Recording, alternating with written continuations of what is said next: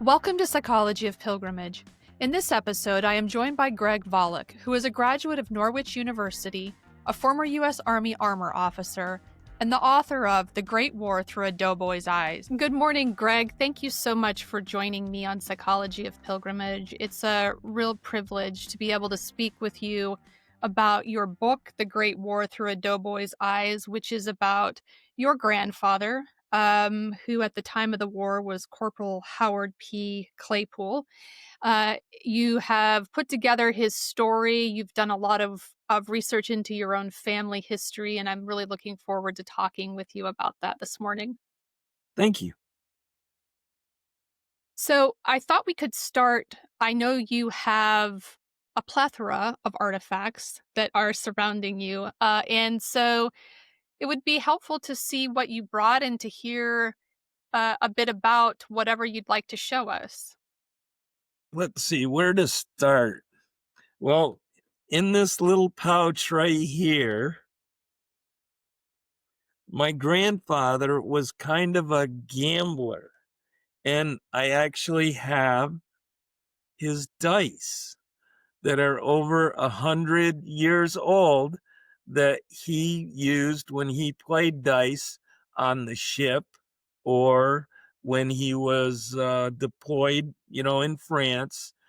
These are the dice that he had when he played dice. And, I think it tells a little bit about his character that he had dice. And now another thing I have here, again, everything I have is over 100 years old.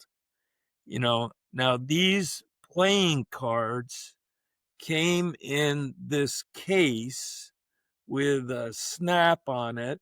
I don't know if I can show you the snap, but I believe he got these. I tried to research these playing cards, and I believe he got these in the hospital when he was wounded, and he kept them. And again, these are over 100 years old that he used when he was playing cards. So he was kind of a gambling kind of guy. And there's a interesting entry in the book where he bought a watch for like $1 or something, and then he sold it for $3. So he was always a conniving kind of guy.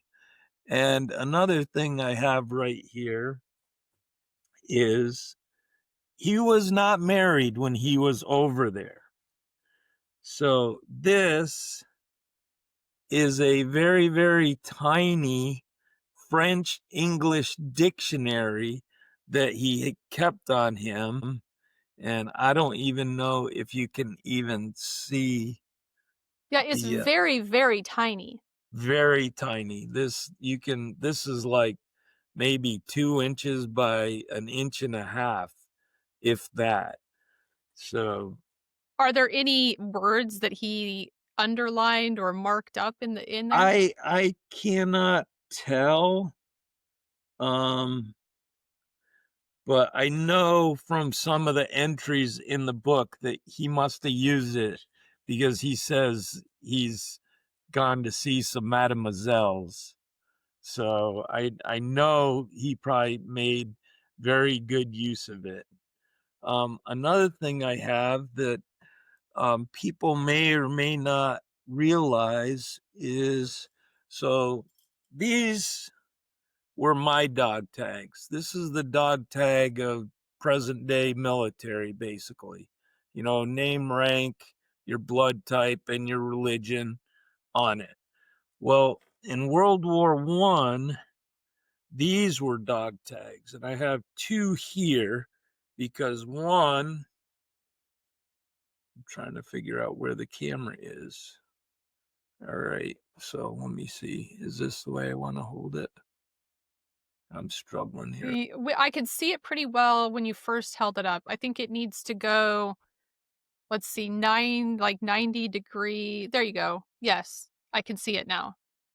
Okay. P. Claypoole, Corporal. Yes. Yep. Yes. So that's his corporal one. That's actually his second one.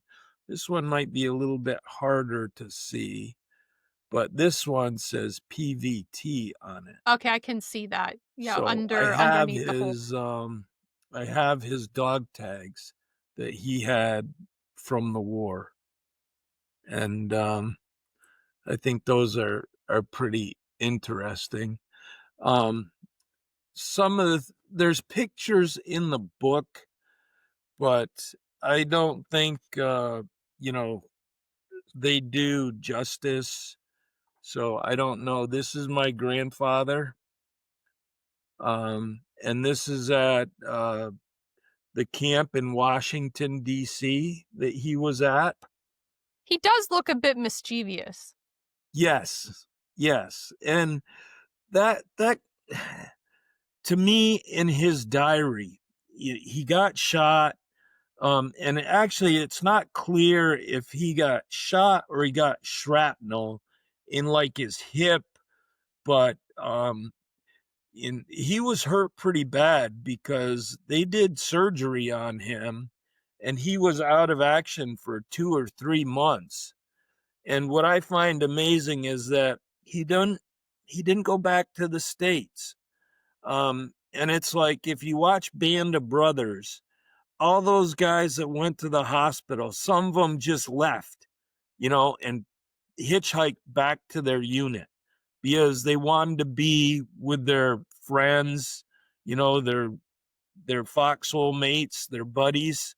That connection is really tight once you've been in combat. You want to be with your boys. And he got orders and went back to his unit, and he according to his diary, he was very happy to get back to his unit and be with the men that he had trained with, deployed with, fought with. He really wanted to get back to them. So One of the parts of the book that I marked that I wanted to talk more about with you um, is during the era where he was hospitalized. huh And specifically, there was a notation, uh, let's see, on. So I've read through a lot of diaries of soldiers and Marines from World War One. And of course, they were censored in some way because they couldn't give away locations and movements and that type of thing. But I'm always struck around the facts that are presented day by day. There's always a discussion about the weather. Kind of feels to me like a family reunion for me. My family's always talking about the weather. So there's a notation pretty much on every day about the weather. And then the facts sort of just roll out. Like, I got up, I shaved, I got a haircut. But there's an entry. Um, let's see. I'm trying to. Yeah, it's on page 45. So this is on the 2nd, 3rd, and 4th of April. He he makes a note that Tommy tells stories, little sleep. And then that's on the 2nd of April. On the 4th of April, he notes Tommy dies. And this was really striking to me that he's speaking about someone. I don't know if you have more information about who Tommy is, but the way that the entry reads, it's just sort of this fact: Tommy dies. And it made me wonder about what that must have been like for your grandfather to make this entry as if it's the weather, as if he's getting a haircut, and then someone dies, and what was going through his head at the time, how he was coping with this, and how perhaps simply writing the fact as if it is a fact like the weather or something mundane about routine hygiene, if this was one way to cope with a loss that was seemed so big. um I I believe he is very melancholic about the Tommy that died. Um, his whole time in the hospital, there's some entries where you can tell he's in pain. Um, and hurt like the devil. That was his main line. But there's a couple things that I think always come through. He always seems to talk about food. He loves his food. He talks about that all throughout his diaries, that good chow, good food, and I'm surprised that all his diary entries when he was wounded, there's no self-pity. There's no woe is me. There's the worst thing he says is feels bum. And when you're in pain, you can have dark thoughts. And he never wrote any of those in the diary. He never expressed um any kind of uh bad stuff about the war, anything like that at all. It kind of surprised me that there's no self-pity in there. And I think that goes to his character. Um and all this, everything in the diary, I never knew this man. My mother never knew this man. My mother was 8 weeks old when he died. So all we have are stories, his diaries, some letters that he wrote, and he had a wicked sense of humor. He really did. And some of it comes out in the book a little bit. Um, but it's the only connection all of the grandchildren have to our grandfather is basically what's in this book right here. What first inspired you to take all of the letters and journal entries and photos and other information about what was happening in the war and put it all into a book? That's a very good question. So I am a historian. I was a history major at Norwich University. And believe it or not, if I hadn't have taken a World War I history course with Professor Dennis Kling, this book would have never happened. And I'll explain that.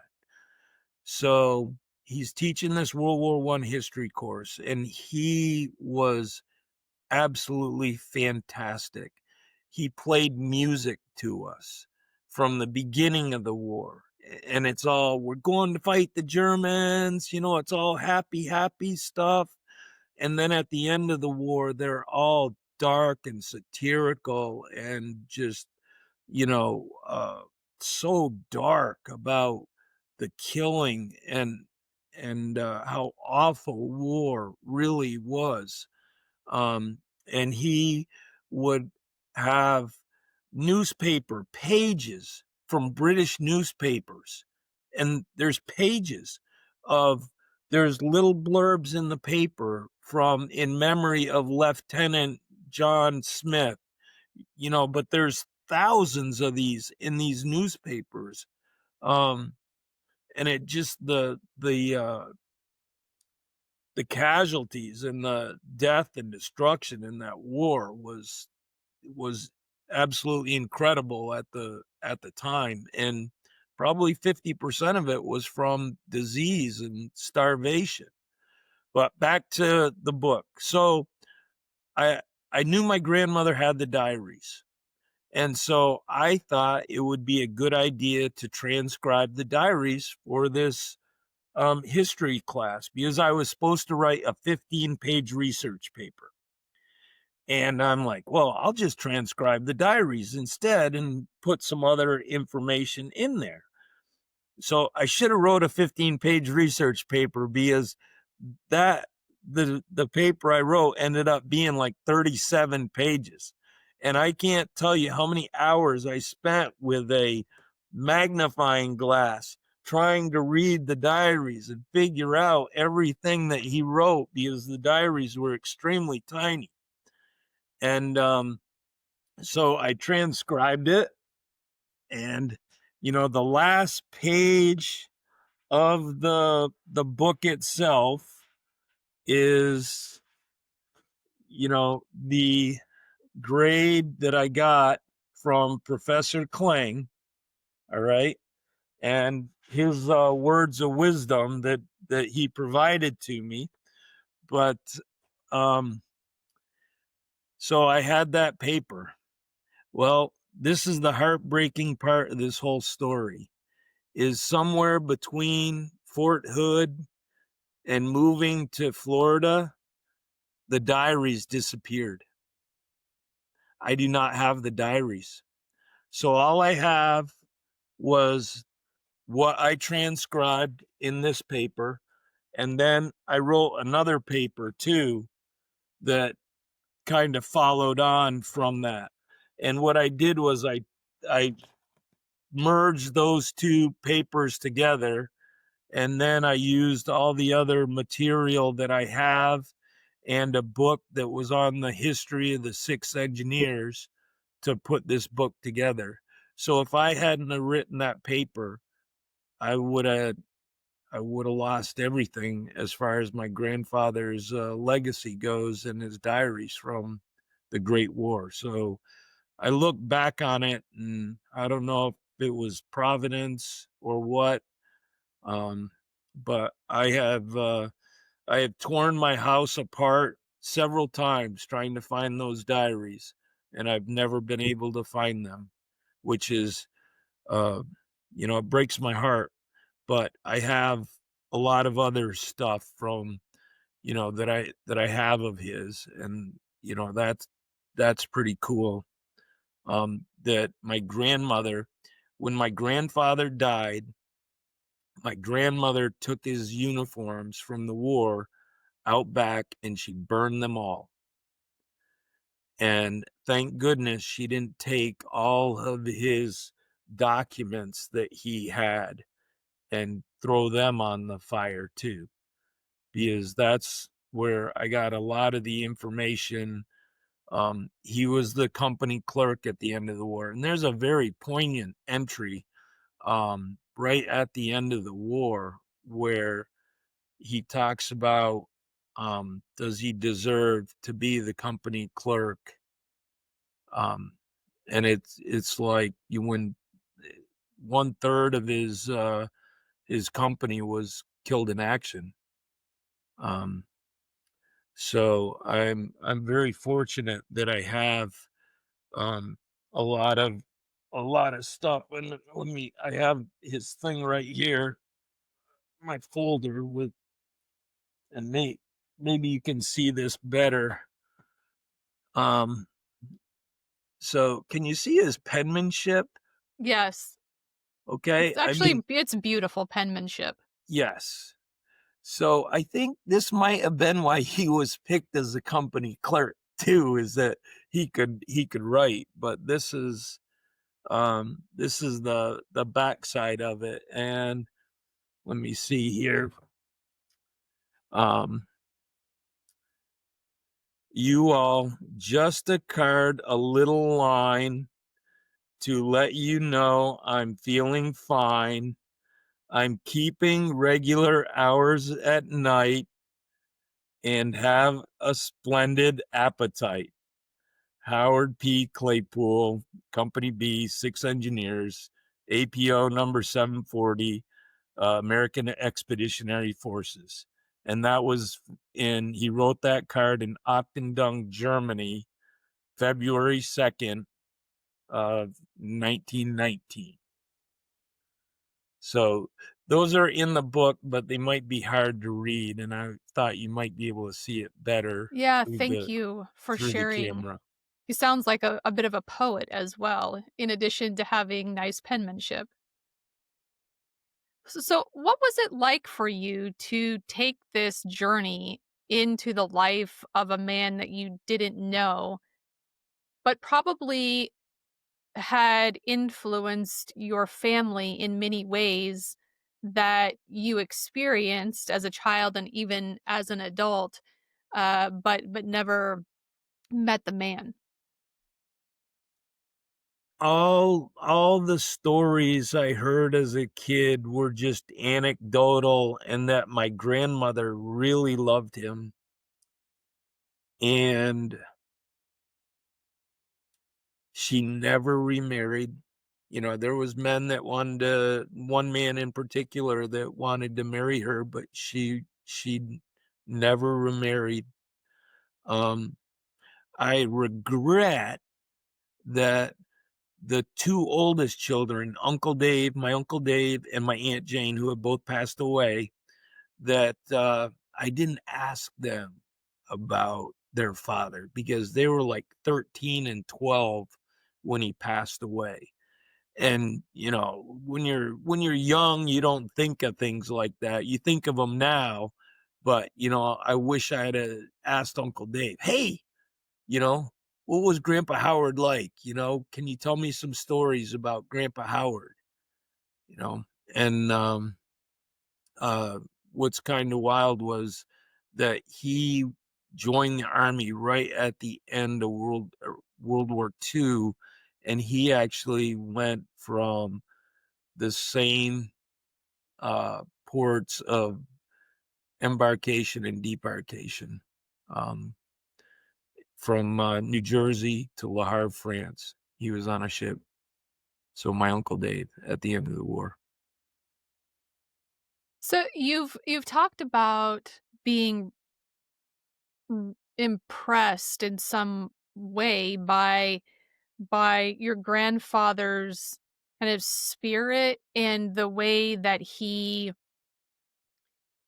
seemed to endure a lot of these circumstances without complaining. I actually noticed in one of there's an entry around Memorial Day. He says feeling bum, and then he went to church, and I wondered if that was something normal for him, or if he just found that this Memorial Day was too much, and he decided to go to church. Um, and you've talked about his character and even some of his antics, which seem amusing to think about one's grandfather as a young man, not in a way that is older or the way that we can often see our grandparents. What other experiences from his diaries really impacted you while you were reading through them, or even after you published the book, going back and looking through it later? There's an entry where he rejoined his unit. Um, and they were doing what did they call it? A lice hunt or something. And all the guys were happy to see him. And it's like, you know, who talks about a lice hunt or whatever? But how happy he was to be back with his company and his guys. I thought that spoke volumes. I was always impressed with that he never complained. Um, he got and he couldn't elaborate in his diary, because the entries were very, very short entries. Nothing was really, really long in there. But for example, there's one, he said he went on a patrol. All right. And in the 6th engineer history, I found out that the patrol he was rowing guys across the Marne River under fire. All right. Now, if I hadn't have known that exact date and what was going on, and he is mentioned in that 6th engineer history book at, I want to say, 3 times. One for being wounded, one for being in Company B, and one for doing this patrol across the river where he was rowing people across the river. I have a picture somewhere, actually, of him in a rowboat. After the war, he and my grandmother would go out on a pond. I'm not sure where it was, but there's pictures of him in a rowboat. So obviously he was comfortable in boats, And, you know, hey, Claypoole, row these guys across the river, the Martin River. And I thought that was pretty cool. And then there's another one where he says slept in cave. And that one actually found that in the 6th engineer history too. And it was like an old salt mine. So these guys went into this mine so they didn't have to worry about getting shot. They didn't have to worry about artillery fire. And they all probably slept the sleep of the dead in that mine because they didn't have to worry about the artillery fire and rifle fire and snipers and all that kind of thing. So it was really neat to be able to find entries in his diary and match them with things in the history of the 6th engineers. And I was looking for my copy of 6th engineers and I couldn't find it. But what's interesting about that book is the author of the 6th engineers. It says by its men. There's no author. It's by its men. And I thought that was way cool that the 6th engineer history doesn't have some colonel's name on it, somebody's name on it. It says by its men.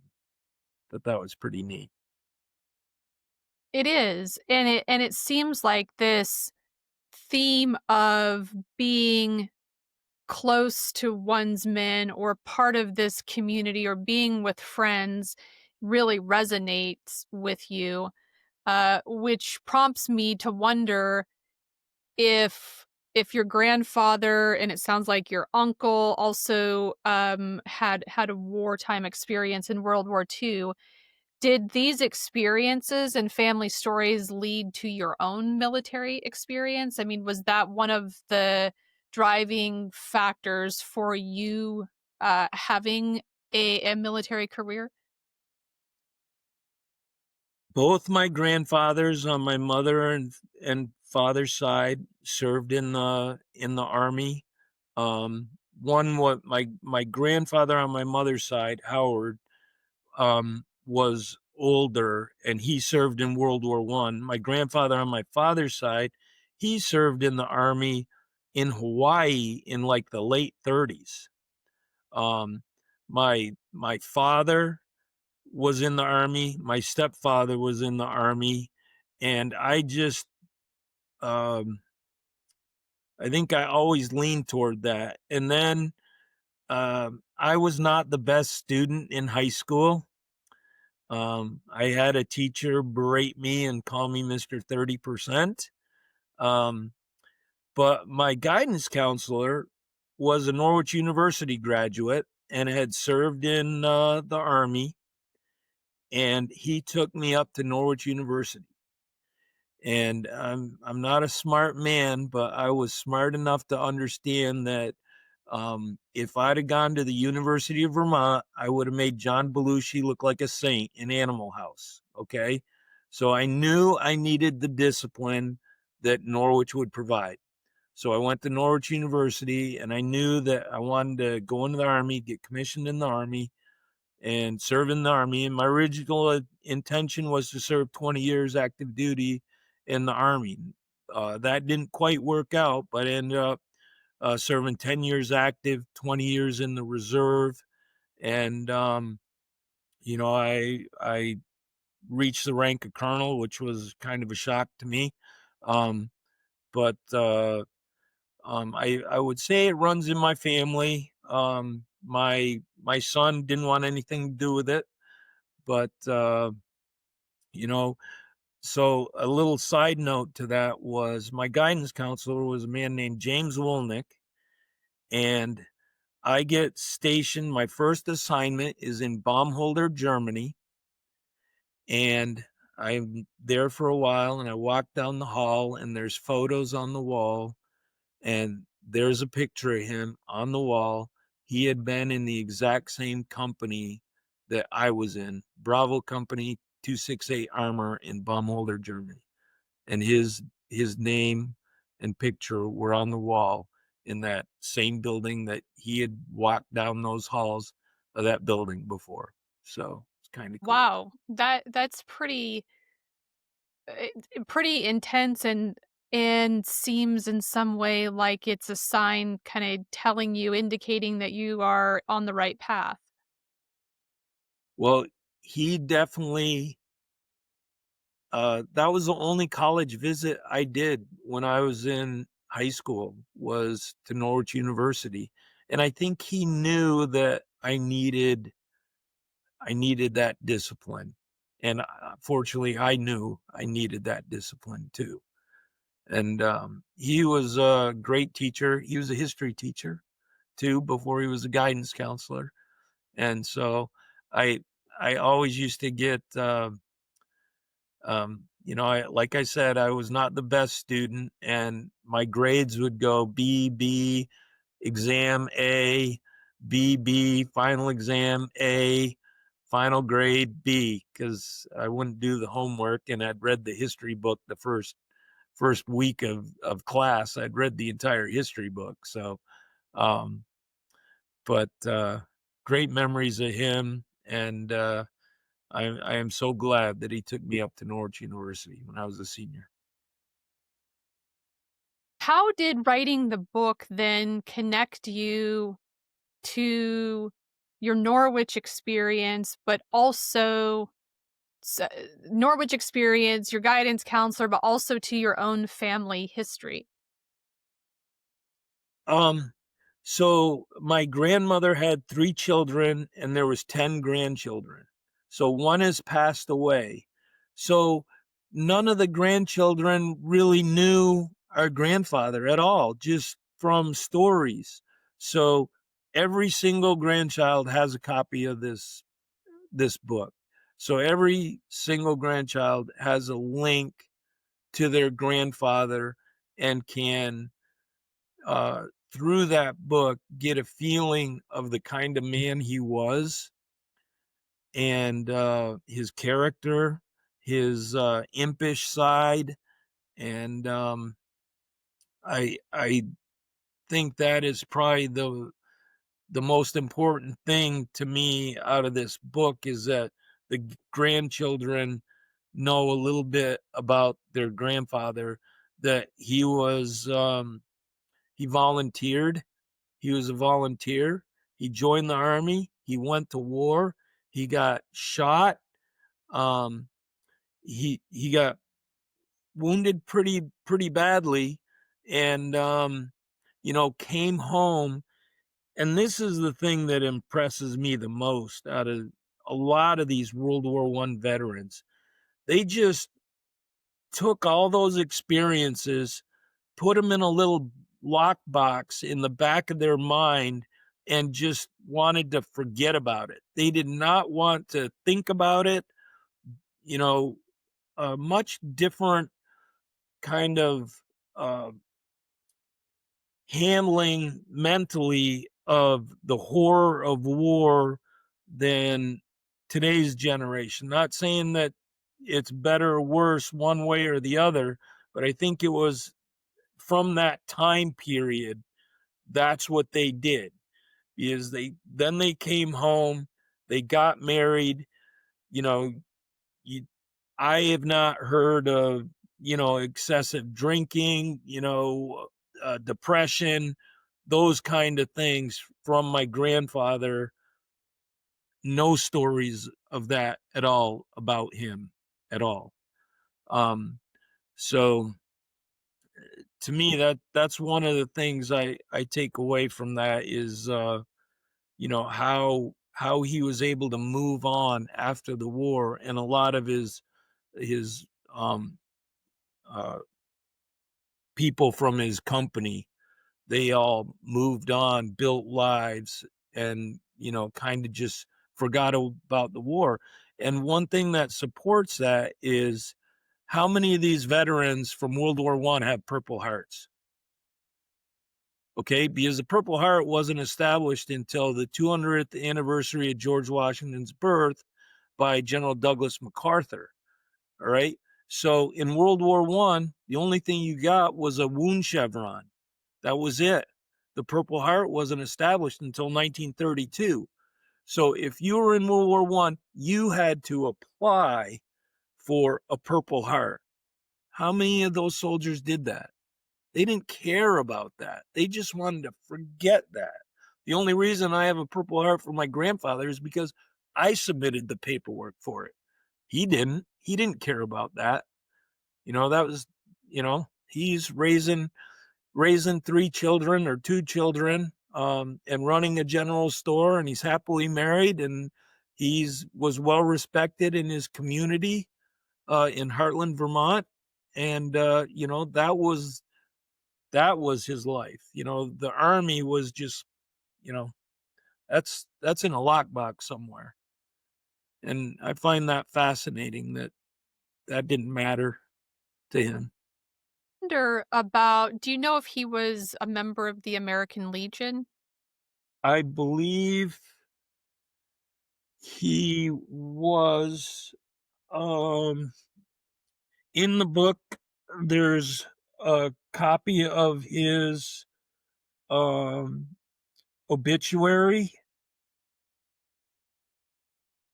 and it says what he was.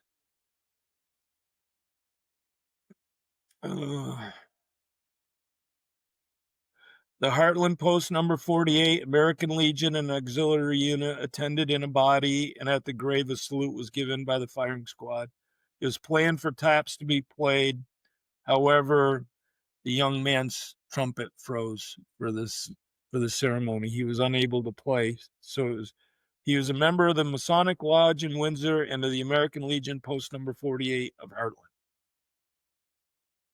Often wondered about the role of the American Legion, not only in preserving the identity of the soldier or veteran, but this community-based organization and other fraternal organizations like the Masons, I do think helped these soldiers have a community of people who had been through something similar, where they may not have needed to talk about their wartime experiences all the time, but just having that camaraderie within the local community. I mean, World War One was a very local type of war where often they entered the war together from kind of their local their town, and then especially ones that were in National Guard units, which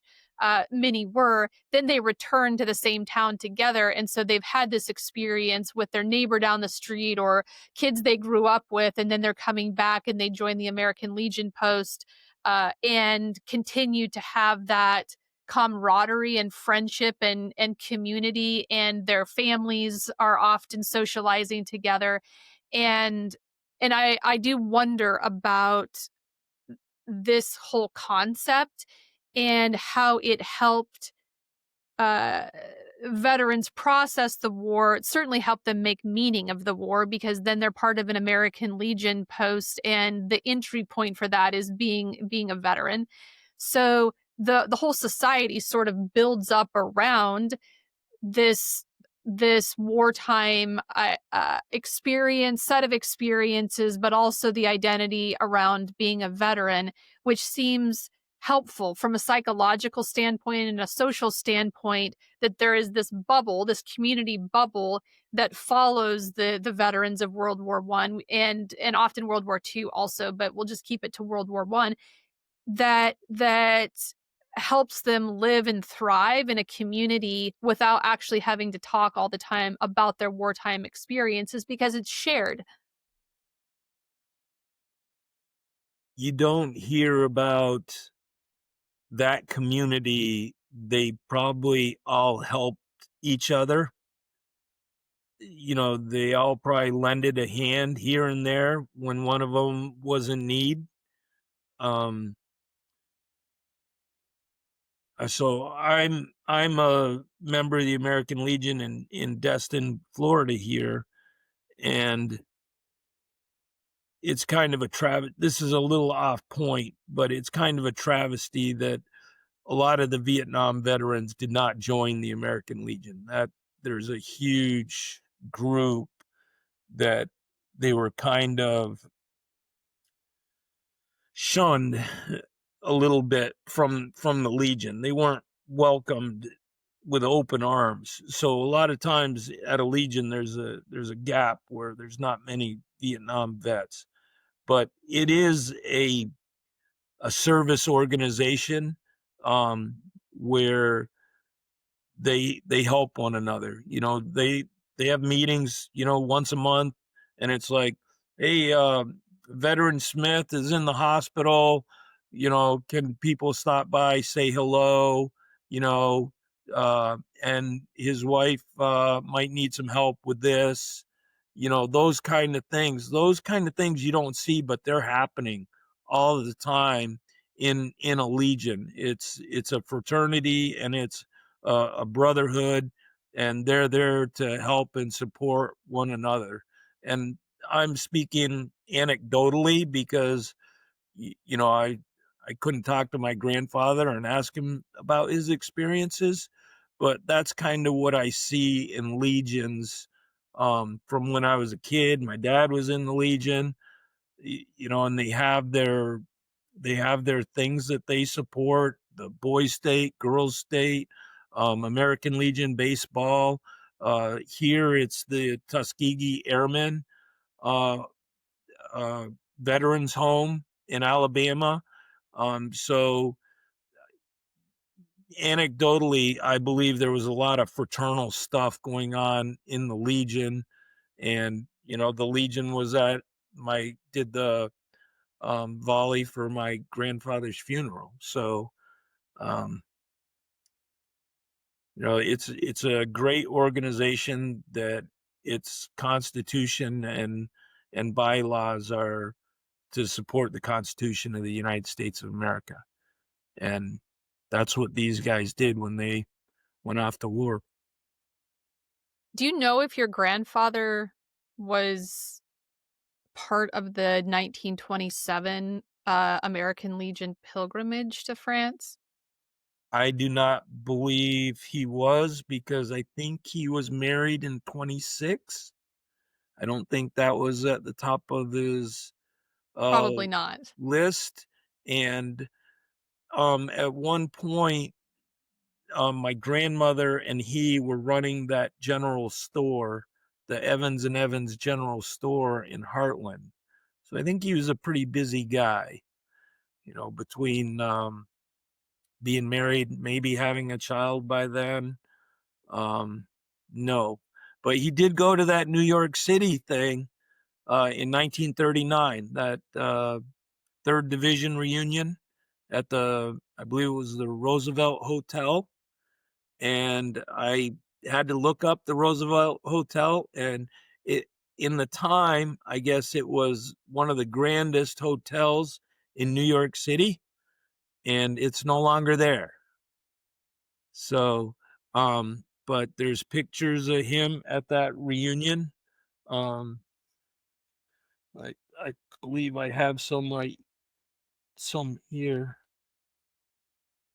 I was going to ask, that was you. I think you must have read my mind. I was going to ask about his participation in reunions, which were really important for the veterans, and especially to be able to reunite with one's unit and all of the guys that they served with. There's several pictures of him from the reunion in the hotel, and there's a guy, Eugene Bostwick, who he has pictures with, multiple pictures with him, and he actually went to his house in New Jersey. And so he obviously considered him a dear friend from the war. Yeah, so I can't find but those are both pictures. The one here, this one is at that hotel. That's somewhere, might be at that same reunion. But the tall gentleman, I believe, is Mr. Bostwick. And there's another picture of him with Mr. Bostwick. And I can't remember if he was the guy there's an entry in the diary about somebody getting blown out of their foxhole or one of his letters home, and he said he had trench fever or something like that, which was, shell shock, whatever. But he didn't, I don't think the guy was scratched at all, hadn't been wounded, but he got blown out of his foxhole by a artillery round, which he's lucky to survive that, very much so.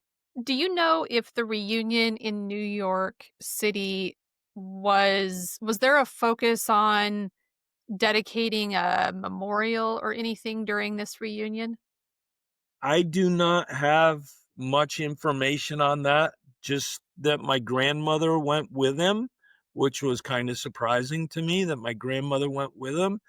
And, that reunion was in the summer of 1939, and he was gone in 6 months from then. So that was his last reunion with um, his buds from Bravo Company 6 engineers. Yeah, that's the part about I think the wives traveling to these reunions is also interesting. And certainly a lot of wives and some children accompanied the American Legion pilgrimage, which happened in 1927. And then again, 10 years later, they also made another pilgrimage to France. And the inclusion of wives who were often in the auxiliary at this point was fascinating in an area that I'm really interested in, but I haven't had time to get into the rabbit hole to understand more about the role of the auxiliary in the pilgrimages and also how the women experienced these types of events. There are a couple of notations in the 1927 pilgrimage book about the Grand Parade and the role of the auxiliary in this particular parade in Paris. So I've got a lot of work to do still on looking about more information, looking into more information about that pilgrimage. I'm curious. I know that you and I have chatted a bit outside of this podcast recording about your desire to follow your grandfather's footsteps, and I'd like to hear more about what you're envisioning this type of trip. Would you call it a pilgrimage, or would you use a different kind of term to describe what you're wanting to do? Um, that is not a word that I would have come first to my mind, but I know how special that word is to you. Um, in all actuality, it would be a pilgrimage. Um, the way I envision it is, I've done a couple hidden links golf trips where they plan everything for you, and I would like to try and find. I do not want to do 100-person group thing. I don't want to do that. I want to um, find someone who is a World War I history expert from France that might be able to speak English. And I would like to be able to go from Le Havre to Ochtendung, Germany, following his trail, looking at the monuments around the Marne. Um, and after you write a book, you can kick yourself, because after I wrote the book, I found several other documents of his. One was a report card, and he was a very good student. Excuse me. And another document, I won't, it was in some of my mother's things that I didn't know about, but there's a map in there where he has indicated where he was wounded on the map. And so, I would like to go to where he was wounded. Um, but I know there's going to be monuments along the way. I know, in some of the pictures, there's still buildings, and like there's, to my left of where I'm sitting right now I have the frame picture of the regiment, in Ochtendung, Germany, in a building in the background. And it's like, is that building still there? can I go find where this picture was taken? And that's like these pictures too, of when he was at the camp in Washington, D.C. Are those buildings that are in the background still there in Washington, D.C., or have they been torn down and replaced by, high rises, or, it could be Crystal City now for all I know. Um, but that's the kind of thing I'd really like to go and see, go to the Marne, where he was on the Marne, the bridges that he repaired. I wonder if some of them are still there or if they've been replaced. Um, because I was just recently in Scotland and I played the old course, and there's a bridge in Scotland that's over 700 years old that's on hole number 18 of the old course. And these engineers repaired all kinds of bridges. Are those bridges still there? The ones that they repaired during their work as engineers over in France. I'll have to go there and walk the path and find out. But I would like to take my son. If my cousin wants to go with me, Jeff, I'd love to take him too, and just have a guide and go through go where my grandfather went during World War One. I think that would be a pretty special thing to do. How do you think being in the exact spot will impact you? Do you have a sense of how you might feel or what might happen while you're in these exact spots? Depending on the site, it could be it could be, just great awe, or it could be, very emotional that, hey, this is where my grandfather was wounded. This is where he almost died. Um, and there's, considering that he was operated on in 1918, just the survival rate for somebody being operated on in 1918 is phenomenal. And I think I just think he was blessed that he survived that, was able to go home, get married, and have children, and and then it was his time. Um, but somebody smiled down upon him and said, "It's not your time yet." And he was very, very blessed to survive the war, because the casualties in that company he had were pretty horrendous. Yeah, I was when I was as I mentioned at the beginning of our conversation, the part of the book where that most impacted me when I read it had to do with his time in the hospital and the diary entries about all kinds of observations and what he was thinking and how he was coping with that. And then hearing that you found the map where he had marked exactly where he was wounded, it would seem like in this trip or this pilgrimage, that experience would probably be the most significant for you, to be precisely in the spot where he was wounded, but then also maybe even where he was in the hospital. Yes, and I tried so hard when I was writing that book to track down those nurses that he mentions in his diary. I worked and worked and worked and worked to try and find more about both those nurses, and I found out a little bit about one of them. And y- they're a story all in itself. The nurses that went over there and were in the hospitals. I mean, and we've had those during all wars. We've had nurses go and be in areas where, they're in danger, and taking care of these men that have been wounded horrendously. Gas, artillery is not kind. I mean, the wounds are horrific. Um, and to volunteer to go over and take care of these men, um, their part in the war cannot be,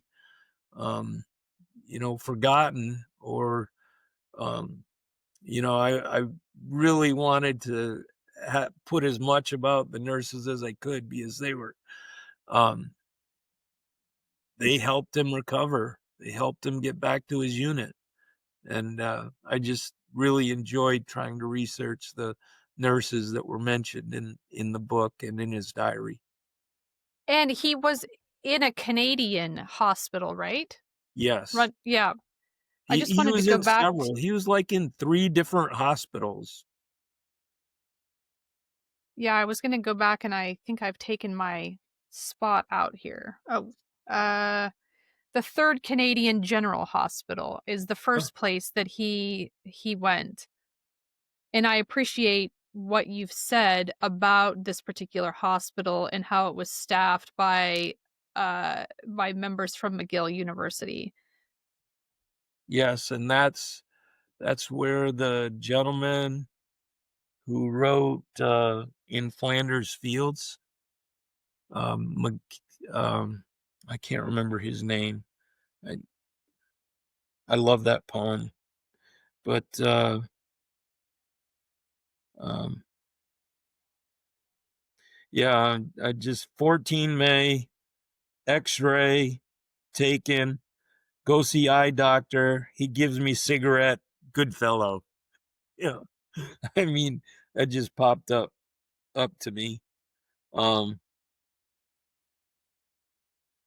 you know, 16 May, get clothes, nice day, sit out under trees, enjoy real life, play cards at night. Write letters in morning, sit out in grove in afternoon. So it seemed like he just kind of enjoyed his rehabilitation, to relax, write letters, recover, and play cards. And it must have been such a stark contrast to being in the throes of artillery bombardment, to be sitting in an environment where there was trees and it was quiet. Yes, and there are several entries about being gassed, and I can imagine. Uh, you know, we in the Army they use CS, that gas, and everybody has to go to the gas chamber, and everybody has to take their mask off, cite their name, rank, social security number, and they make you say something so long you have to take a breath so that you really get a full dose of the CS gas. But this this gas will kill you. Over in France, that gas would kill you. And um, he was lucky. He was very lucky to survive that and get home. He doesn't mention anything about putting a mask on. There's nothing about that. So some things you really wish you could ask him. Did you have a gas mask? Did you have to put it on? Or did you see these gas shells exploding in the distance? You know, um, so you don't really get an idea how close it was to him, or if he had to mask and protect himself from the gas. That's kind of missing. And there's that's like the patrolling. If there's not a secondary source telling you what exactly happened, where it was, then you're left wondering what how close was it. Did he have to put on a mask? Were there gas casualties in his unit? Those are the kind of things you don't know. Yes, and the diary entries are just sort of matter of fact, like you said, gas today, and so it is difficult to ascertain more context. Again, this was the one of the interesting things, and at times shocking things for me in reading many of these diaries is just the matter of fact way that while facts were conveyed, there wasn't a lot of context, and it could be about food, or it could be about playing cards, or it could be about someone dying, and it's sort of written all the same way and left to the reader to try and put in the human emotion and context around it. Um, he, when he talks about the casualties, it's it's like matter of fact, but I believe you can read into it. There's Yeah, a lot of emotion in yeah. there. It's just not, written down, but um, y any casualties, you feel the pain of that, especially if they're in your unit, you knew them. Um, it's just it's there. It's just, you have to discern it from the words. But Mhm. I feel it. There was a couple entries where you can tell it's it's very difficult for him to write down and say some of the things. How would you like a reader to engage with this book? Um,